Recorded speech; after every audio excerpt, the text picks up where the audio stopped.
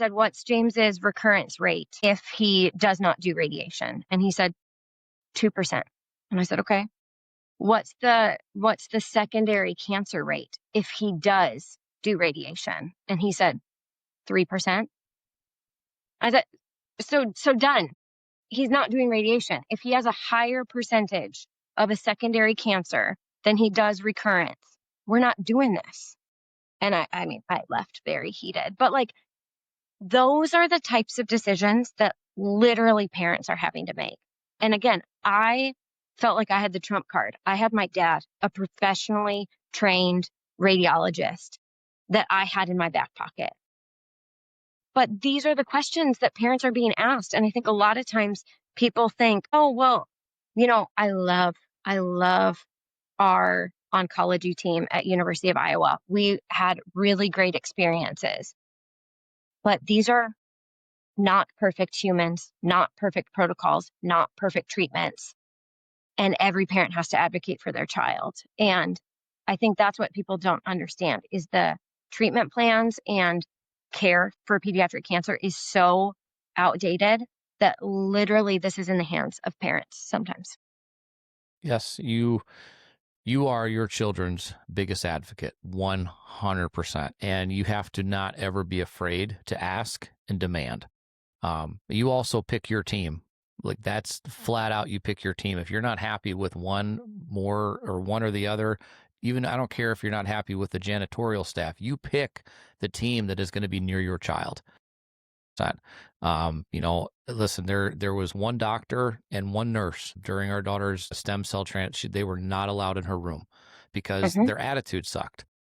And you're in a children's hospital, like you chose this career path. And I get that we all have bad days, but you've got to shut it off at the door and you have got to treat our kids. And you've got to be that, and as parents, yeah, you've got to be that biggest advocate. And I think honestly, and I think that, you know, 100%, my wife and I are guilty of it. We were such on an island with all of this, not knowing you are railroaded with decisions that you have to make in a second, in an instant. Right.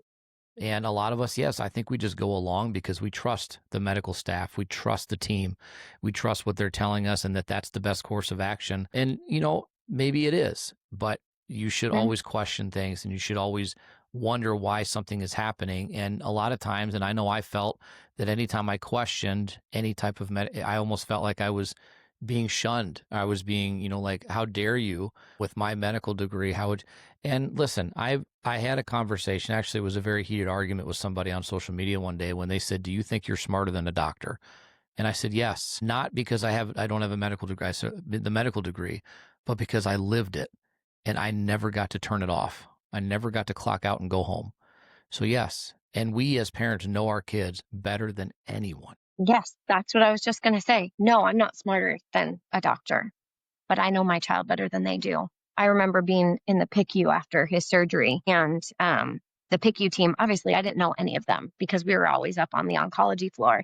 So the PICU was a whole different set of providers and sets of nurses. And they were very, very, very concerned about James's hemoglobin. And they were like having a meeting in the hallway. And I just stepped out and I was like, what's his numbers? And I was like, oh, that's fine. That's normal. And thankfully the lead physician was there and he stepped in and he's like, Mary Beth, what is his baseline? And I was able, because I stalked his charts. I knew what his red blood cell count, what his white blood cell count. I knew all of his labs because I, as the mom, studied them. I memorized all of his ranges. And so when they told me his hemoglobin was dropping, I was like, I'm not concerned yet. And then, you know, the next day they were like, it's still dropping. I was like, now I will sign off on blood products now because it's low for him, but it was not low yesterday based on your general chart for general 2-year-old males. And I think that's just, again, I don't say this to scare parents. I hope I say this to empower parents. You are your child's best advocate. Not because you're smarter than the doctors and nurses, but because you are the expert when it comes to your child. Right. Without it. Yep, 100%. And that was exactly what I got at with that comment as well, is that No, I don't have a medical degree. I didn't go to school to be to doctor. So no, in that sense, no. But in the sense of knowing my kid, 100%. Yeah, I lied. I lied awake at 4 o'clock in the morning when they came in to do labs, and then waited until 6 o'clock in the morning until my chart went off to tell me what her labs were to make sure she was getting in the right ranges and things were going well. So yeah, we know a lot more as parents than I think we're given credit for. We are understanding these things. And I've often said as well that if you don't think for a second that we're not putting these words into Google or whatever to your choice of search engine to figure out what they are, what the side effects are, what we need to watch out for, you're wrong. And now we have a community of parents and of organizations that I know I have got more phone numbers in my phone right now of other parents in this community that I could reach out and say, hey, is this right? Is this wrong? What do you think about this? And they do the same for us too. Hey, what do you think about this? We're having this symptom. What do you think? Because now we're coming together and we're building that database that I wish the medical community had all the time. We're the ones putting that together at this point. And that's why I say that we carry the majority of the weight when it comes to making a difference, because we're the ones living this every single day. Like, Right. I get, and we had some amazing doctors and some that we didn't like, but the ones that were there for the right reasons and that knew your name and had your personal cell phone number and, communicate with on social media, those are the ones that took the time to make you Mhm. more than a patient number and understand your case and fight for you in tumor board and all of that. Those are the ones, right? Those are the ones that I want to put on a pedestal, because those are the ones that got into this for the right reasons and aren't worried about the numbers when it comes out. Well, this patient didn't make it and this patient made it, but now it makes it look like I'm a 50-50. It's no, we understand not everything's going to work all the time, but you've got to take what we tell you and what we say as advice or suggestions as real and not just nagging parents that want to be the smartest one in the room. Right. Right. And I do think we can have influence. I think that's one thing that I learned when we were in treatment. It was appalling to me that our medical team gave like no guidance whatsoever on nutrition, which I get. They just want kids to eat. Eating anything is better than not eating, at all. But I was appalled at that. And so I actually was very thankful that we had one of our oncologists was a resident at the time. And she sat down with me and was like, what do you think? What have you, when you've read all, because I did read every medical journal that's ever been written about Wilms and bilateral Wilms. And I did a deep dive, and it would never ever be a cure for this, obviously. But I do think there are some providers who are now starting to come around to the idea of these these building blocks of what could be helpful, what could give a child more stamina to fight, what could boost their immune system. And so that was something when we were in it, I was thankful to have a provider who was willing to have that conversation and then go up to bat for me as a mom so that I didn't sound like a lunatic. Being like, well, can I order him, high protein stuff? But I think all of those things, like, you're absolutely right. Parents are going to be the ones that start that change and start advocating based on their lived experience. I don't ever want to heap additional expectations or pressures onto these nurses and doctors that are there for the right reasons, because obviously they've gone to medical school. Obviously they've been in training and have experienced a vast array of medical cases. But I do think looking at things holistically, taking into account the financials of a family, taking into account the mental health of a child and their family, things like nutrition, that holistic care is what I want to advocate for more than diagnosis, protocol, treatment plan. It's so much bigger and more complex. Absolutely is. There are so many different pieces to this and so many aspects to everything we go through, from the treatment to the diagnosis to the advocacy to nutrition and all. There's so many pieces. I mean, just think about it as anybody that's been in this situation, and when they're going to give you a diagnosis, about 12 people come in the room from every different specialty to tell you what's going to happen. And for us, that fear when, the nurses come in, the main neurosurgeons came in, the oncology team come in. And once that doctor came in, we knew that something was, and then the nutritionist come in, and then the social worker, and it's all of that comes in and they attack you all at one time. And you're in a very, very, a very nice room, but very small room at that time, getting all this information, and how you put it all together.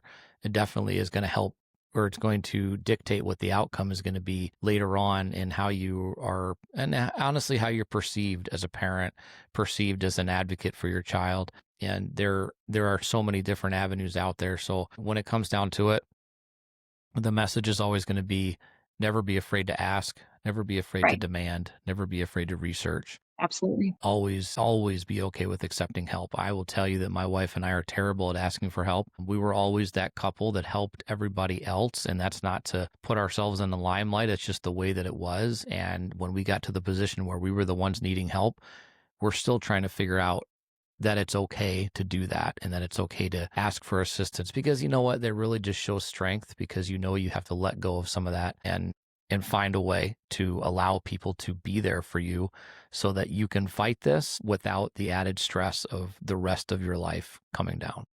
We were exactly the same. It was one of the most humbling moments of my life when two of my best friends stepped in. My husband and I went to Iowa City with James. We dropped off our other two children with grandparents, and they just said, we got a key to your house and we are deep cleaning everything, and we're getting your van detailed, and you have meals for the next 2 weeks. Like, such a hard pill to swallow. But by the time we got home, we were so exhausted.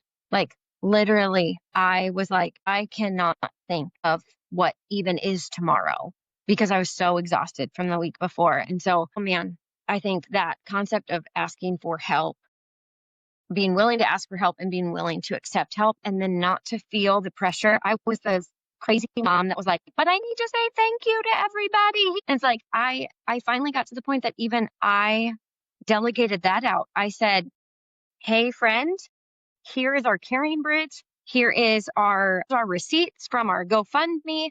Can you just figure it out and tell these people thank you? Because I couldn't do it. I think you get to that spot where I cannot handle all of these things. And so I think for any families that are new to this, that, maybe your child was just diagnosed with cancer, ask for help, receive help, and don't feel the pressure to say thank you. People are not expecting that. I think I put so much pressure that I wanted people to know that I was thankful. They know you're thankful. Don't feel the pressure to do that. That was too much. The people that are reaching out they're doing it for the right reasons. And that's the people that you want in your corner. Right. I know we definitely it got to the point where we had so many, like we had an organization would drop off like frozen meals and stuff, and we ran out of room in our freezer for stuff because we weren't eating it as fast as they were bringing it. Right. And so we would pass it on to other families and stuff, but it's a big thing. And honestly, I know my wife and I both looked at each other, and it was the same. It was kind of like, do we really need this? Do we really need all this help? We're trying to be normal and make our own food and whatever, the minuscule things that are just insignificant to other people. And you look at it like, but you almost in a sense feel like you're losing control, and just making dinner is control, whatever, that kind of stuff. But, it's okay. It's okay to take a break. It's okay to sit down and, let the laundry sit for a day. It's okay to allow somebody to come over and give you a break and let you and your spouse take a walk, or, whatever, it just get out of the house and do something.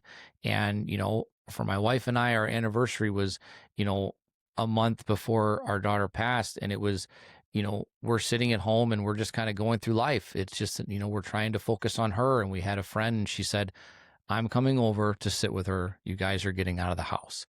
We went to a hardware store and we walked around. You know what I mean? It wasn't, Yeah, I remember that. I remember those moments. That was it. And it was, but it was like, that was and of course our mind was on her the whole time, but it was like, it was a breather, and we knew she was safe. We knew she was at home with somebody that we knew, but you need that break, and and again, we go back to the oxygen mask thing. You have got to take care of yourself, or you are absolutely no good to anybody else. And you will reach that. You reach a point of exhaustion that you didn't even know was possible, and that you're actually functioning at that moment, and you will eventually crash. And it's one of those things where you have got to take care of yourself.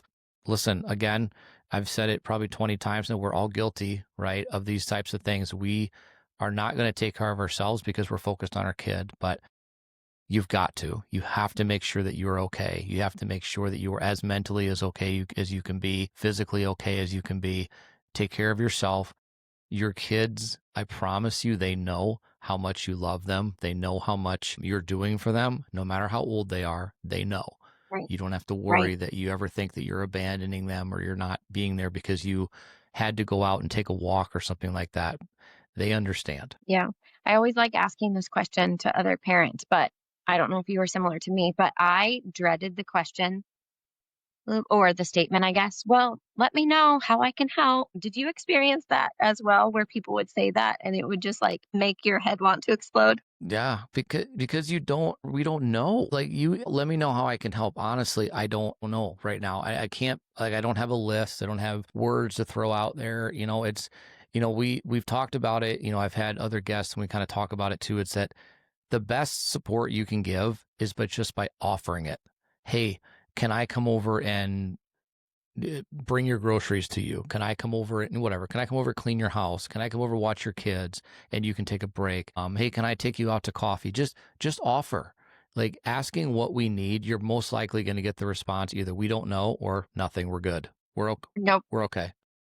Or no response, Yeah. because I don't even know how to start thinking about that. I did a brainstorm on, and I'd be curious to hear what were some of the practical things that your family experienced? Like, what were the things that were actually helpful? Because in our circumstance, one of my friends had the brilliant idea of creating an Amazon wish list, and I could add things as I thought of them. So James was little, so diapers, wipes, those little food pouches, all of that stuff I just would throw on the list and they would magically appear at my doorstep. That was really great. And then when we rolled into Christmas time, I had several people reach out saying, "Hey, add some Christmas presents for Addie and Owen, my older kids. Add some things on there for them." And it was just so beautiful because I'd add them and then people would, I'm sure, communicate behind my back and then they would just show up at my doorstep. I had a girl who, she wouldn't ask me what I needed. Like every Tuesday, she would just drop off a coffee on my porch and she would say, "Sorry if I missed you, just throw it away, but I hope you're home and can enjoy this." Like, just even taking, because I didn't do a meal train because I thought the logistics of like having to be at home, like graciously accept a meal and then maybe not like it, that stressed me out beyond belief. And so I just would send our grocery list to people and then I would cook myself. But I'm always interested, what practical things were helpful to your family? Because mine was definitely, like, this sounds really forward, but the cash, like cash and gift cards were extremely helpful. And then the practical things of everyday life were very helpful to my family. Yeah, we received a ton. And actually, to be honest with you, I think we still have some. We never used them, but gift cards were crazy. It was Same. like grocery gift cards, gas gift cards, things like that, because we were also in the boat of traveling 2 hours each way to Milwaukee for treatment. Hmm. So that was huge. Another thing that we have a group of friends now, even they'll do it today, even if we're having a bad day. DoorDash is huge. They'll just send it, just send dinner, just Hmm. send coffee, whatever. And it really is one of those things where somebody's thinking about you and they do it just out of the kindness of their heart. You're not asking for it. And it means the Hmm. world because, it's kind of like, it's the same thing as an anniversary gift, right? If you tell me what you want and I buy it, it doesn't mean as much as if I actually thought about it myself and figured it out. The biggest thing I think for us, and it was one of the hardest things for us to accept that we needed, was the adoptive family for Christmas. That was huge because the first year that when she was diagnosed and they came and asked us, originally I said no. I said, we don't need that. We're okay, and whatever. And then really, really thought about it. We're like, okay, we'll do it because it takes a lot of pressure off. It allows us, and I honestly and they ask for everybody, right? They want everybody in the family. I put a pair of pants and I think a belt. Like, I put just things I didn't need. The dad Yeah, move. like, I don't need anything, and my kids hate that too because anytime they ask what I want, I don't know what I want, It's the Right. same outcome. Like if you're asking me what, I have no idea. But that was huge for us. And then, and then we did it. I think we did it one full year where and we had a couple organizations actually decided to do it. And it was great because it meant that the Christmas that we were going to provide for our kids or that we loved to do prior to diagnosis, we could still do now, because otherwise it wouldn't have been financially, yes, but really because we just didn't have the time or the ability to take ourselves away from that situation and go out and do shopping and stuff like that. And you don't want to when your kid's in treatment. No. Public places are a hard pass. Oh no, it was, and No, to no, be no. honest with you, if we ever took JC out of the house, which was, and she was diagnosed in 2020, so we're right in the heart of COVID times.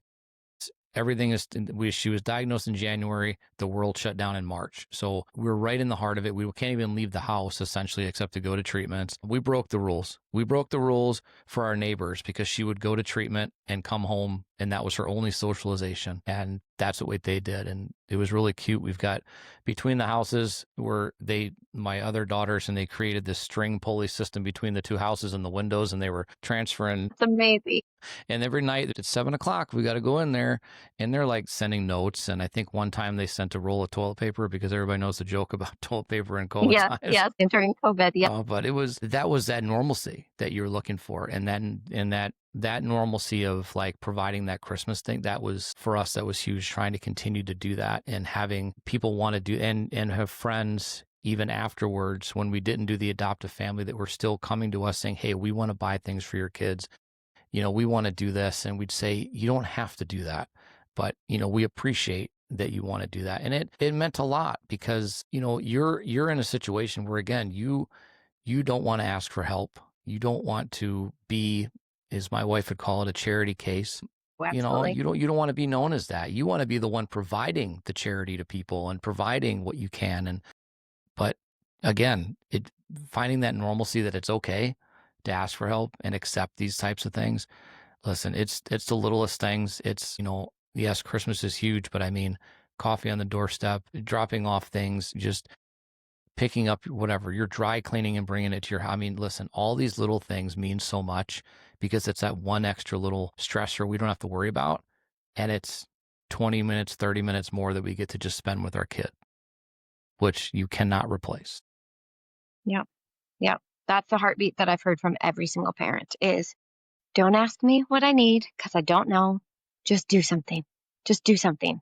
And if it doesn't work, it doesn't work. But make it as easy as possible for the family to accept whatever you are offering. I had a friend who recently said she just sends out a script saying, I'm available on Thursday to watch your kids. I can go grocery shopping for you on Friday. I can make a meal for you on Saturday. Pick A, B, C, or D, all of the above, or E, none of the above, and just respond with a letter. And I was like, that's genius. You should tell everybody that. This is how you are helpful to a family in any crisis. Obviously, yes, we're talking about childhood cancer, but when people are in crisis, they cannot think of what they need. So just do something. Yeah, just being there and being available is probably the best thing that you can offer somebody because, yeah, we don't know what we need, but we need something. And the best thing you can do is just be there. And I'll branch just slightly off and just say the other side of that is if you don't know what to say, if you are tied up in knots on the inside and you don't know what to say to a parent that is going through something like this, you're close friends, you've been friends for years, maybe you just know them from school, you're a work associate, whatever, you don't know what to say something. It doesn't matter because even if it's wrong, it gives us the chance to correct it. Because by ghosting and saying nothing, it's so much worse. It's so much worse. I feel that in my soul. The first Sunday that I went back to church after James was diagnosed, I felt like I was a zombie. I felt like I felt like somebody had chopped off my head and I was walking around like a zombie. And it was terrible because nobody said anything to me. And then I was so thankful for one of the girls that was in Bible study with me. She just beelines for me and she said, it's really good to see you. That's all she said. Really good to see you. And I just started weeping. And I was like, thank you for saying something to me because everybody else was just staring at me. Everybody else was just staring. And I know, like, there could probably be a whole podcast, Curtis, that we could do about the stupid things that people say when your kid has cancer. But even that, I would have rather somebody said something to me that I could correct. That's a great perspective to have on that, by the way. I need to steal that.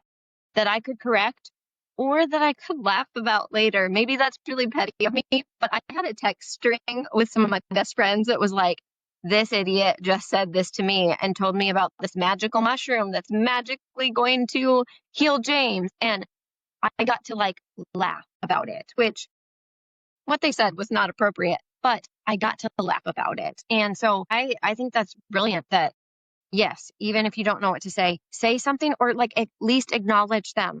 Acknowledge these families because otherwise you're treating them like they don't exist. You're treating them like I have the blinders on and I don't want to see it. See these families, see these kids. That's all you have to do. Acknowledge them. Yeah, because the reality of it is we are the same people that we were before this diagnosis happened. We are broken, right, from all of this, but we're the same people. And it's honestly, it seems like people treat it like it's a contagion. Like, oh my God, my kids are going to catch it. I'm going to catch it. I don't know what to say. I will say that I probably lost one of the best friends I ever had because of this diagnosis, because he didn't know what to say to me. So his best answer to that was to just walk away and not say anything to avoid making a mistake. And and I said, that hurt me more than anything, because you could come to me and talk to me and ask me questions and ask dumb things. Hey, how are you doing? Everybody knows when you ask somebody, how are you doing? Generally speaking, there's a bigger answer, but most people just say, I'm okay, and walk by. But if you really want to know, ask, you know what I mean? And and the other thing is, you have, if someone asks about what's going on, okay, it's September, I dye my hair gold every single September. So it's like, it's there, Yeah. and so I dye it every September. People have to ask, what is it about? Or, if I wear a pin, and I have to say, it's because of it's Childhood Cancer Awareness Month. My daughter passed away in 2021. Okay, an event, and then you see their face change. The face change is, oh my God, I'm so sorry. I didn't mean to. No, please bring it up. Please talk about it. Number one, I'll talk about JC forever. I'll talk about her forever. Right. And I want to. So ask the questions and don't be afraid. And you're not going to catch it by talking to me, but you're going to leave with a little bit of understanding about what myself as a parent goes through every day and what so many parents go through every day. And you just go through the life knowing also that no matter who you're next to in your everyday life, you don't know what they're going through. So just be. The biggest lesson I think I learned during our journey, my mom always growing up had said like, well, don't be harsh with people, give people grace because you never know what they're going through. She would say that almost every single day. I never felt that more clearly and lived it until James was sick, because I walked around and it was almost like, do they know? Can they tell? Do they know that the reason why I'm walking into Stead Family Children's Hospital in Iowa City is because my kid has cancer?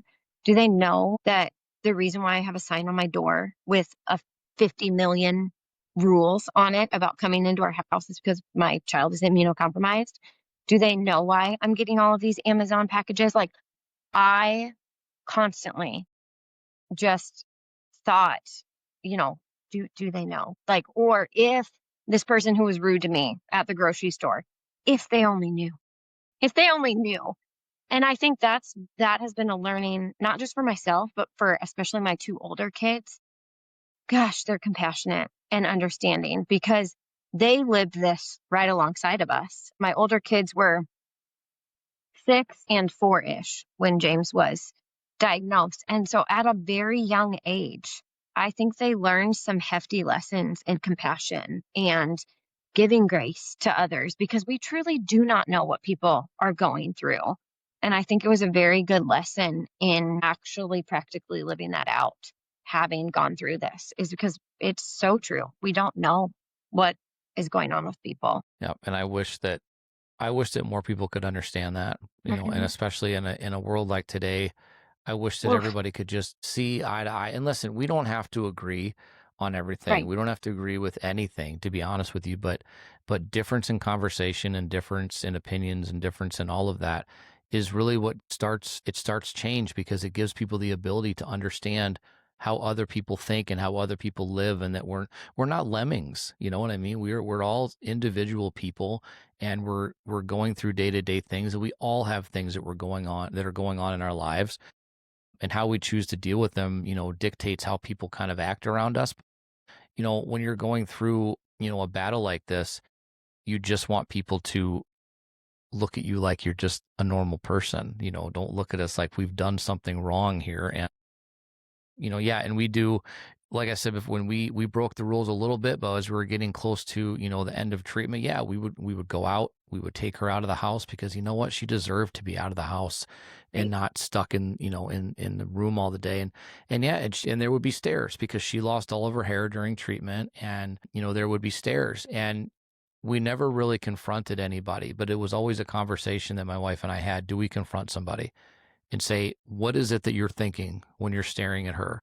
And she noticed it. And she noticed when people were looking at her different. But I'll tell you, the people that never cared were her classmates. They didn't care.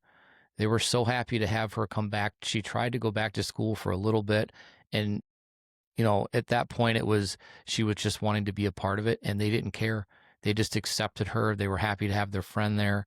Didn't care that she didn't have hair, that she was wearing a onesie every day to school, that everybody else had to wear a uniform. They didn't care. It's just that we go all the way back to the beginning. These kids, and at that such a young age, their compassion for one another. I wish that we could take that compassion, that genuine hearts, and we could inject it into the world just 100%, and give Kids should everybody. rule this place. Yeah. Kids should absolutely be in control, because I think they're some of the wisest humans, because they're not jaded, they don't have political opinions, and they see each other as human beings. Yeah. They have nothing in their heart but love, and they have nothing in their heart but understanding, and they don't get tied up in all this stuff. But at the same time, their futures are tied up in all of the BS that goes on every day, and decisions that are going to be made that will give them the opportunity to survive this, and survive it with a meaningful life in the outcome. All that decisions are being made, and they can't even have a voice in it. And that's what hurts the most, because they deserve to be up there speaking. They deserve to have press conferences and be the only thing on the news every single night. Let's do that. Yeah. Let's get our kids to run. Please. Let's get our kids to do the lobbying. I am all for it. I am all for it. Kids should absolutely rule the world, because, man, they are strong. It is. My kids, and I say this as well a lot of time, my kids are my greatest achievement. I will never in my life achieve anything greater than my kids, and they are the extension of me, and what I hope that they can achieve one day is so much greater than anything I've ever achieved. And that's the only dream we have, to do that. And now, yes, I've got 2 older daughters, and they are, pursuing things in their lives that are milestones every single day that JC will never achieve, but they're doing it with her guidance, and they're carrying her with them. And it's incredible to watch. It's incredible to see, but not all these parents that are going through this get to see those milestones happen. And that's what the worst part about all this is that those milestones are stopping. Those the shoe memorial that we see in DC every year, those shoes will never take another step. They'll never walk into an office. They're never going to dance on a floor. They're never going to drive a car. They're never going to, make stupid mistakes that we as adults have all made and that we're entitled to make. And they're not able to make those mistakes. That's something that we've got to do differently. And I think together, with enough of our voices all saying the same thing, organizations working together, I think that we truly are going to, I feel like we've made an impact already, but I feel like there's so much more that we can do. And I just know that there's going to be an incredible outcome at some point. And I feel it in my heart. And I know that I feel it through JC, and I know I feel it through all of our kids, that they're banking on us, and they're banking on us making the world better for them. And that's truly the best thing we can offer. Yep. And what I would love nothing more. Put Pinky Swear out of business. Put us out of business so that we don't have to help with the families that are experiencing it right now, because the ultimate hope is that there will be no more families who have to hear the words, your child has cancer. But until then, we will continue to support and we will continue to fight with families like yours and with other organizations to support this beautiful, devastating community that we're a part of. I agree 100%. And our organization, Battle Corn, will do the same exact thing. We're not going to stop with what we have going on. Not going to stop with whatever initiatives we have. We will be in front of whatever people we need to be in front of to get these words out there and get these voices out there. And, from my family to all of you, and we are honored to stand arm in arm with you all and to continue this fight until my big word, until the antithesis of a business is that we go away, right? We just decide that we're no longer in need. We have conquered this problem, and our kids will live long, happy lives of doing what they need to do, giving us chest pains because they're doing stupid things, right? Like we did with our parents, It's the ultimate goal. So that's what we That these hope. kids won't have to face cancer anymore. Ultimate goal. So tell us how people can get in touch with Pinky Swear, where they can find you. Yep. Just like other organizations, our website is where all of the information is at. And so people can go to pinkyswear.org and learn about our programs, learn about ways that they can get involved. We have a program where people can write letters to kids who have cancer in their families. It goes in our orange envelope program, which you received. And, they can see all the different ways that they can get involved, share our different family story, share Mitch's story. And it's all on the website, pinkyswear.org. Love it. And please, everybody, I will put everything will be in the notes for the podcast. So you'll be able to link right to that website. Please check them out if you can. And always you can help. The best way you can help is always sharing the stories and getting that message out there. Financial help is always, of course, loved and accepted and appreciated 100%. But anytime that the message gets out there and more people hear your name, the better off we're able to help and direct all of those resources to the families that are needed. Yep, absolutely. Is there anything that I did not cover or that we did not cover that you would like to share? I think we nailed it. I think so too. I feel very good about it. Well, there is then one last thing. At the end of every episode, I always ask my guests to give their best advice to whether it's the families or organizations, anything like that. But your best advice to this community that includes those that are currently battling, but also maybe those that are on the cusp of being diagnosed, which is, again, 47 every single day, and may feel like they're on an island. I think that's a hefty question. I think the best advice that I can give is find your community and lean in hard. Don't be afraid to ask for that help. We all need help at different points in our lives. I think that's honestly the best advice that you can give, and something that we will all, especially, it takes a while to learn. It takes a while to understand that it's okay. But asking for help, again, like I said before, does not show weakness. It shows strength. It shows your ability to let go a little bit and realize that in order to get things done, we all need a little bit of help. Yeah. And I think we said this at the very beginning. You can't do this alone, and you're not alone. There's an army of support out there for you. 100%. 100%. And I would venture to guess neither one of us, personally or organizationally, are hard to find or hard to get a hold of. If there's anything that anybody needs, we're always here. Please reach out. Again, pinkyswear.org, and you can get all the information that you need about the organization. Of course, everybody knows where to find me. So I want to thank you once again, Mary Beth, for sharing your story as well as sharing Pinky Swear and Mitch's story as well. Thank you so much, Curtis. Thank you again, and I appreciate it, and we will see you all next week.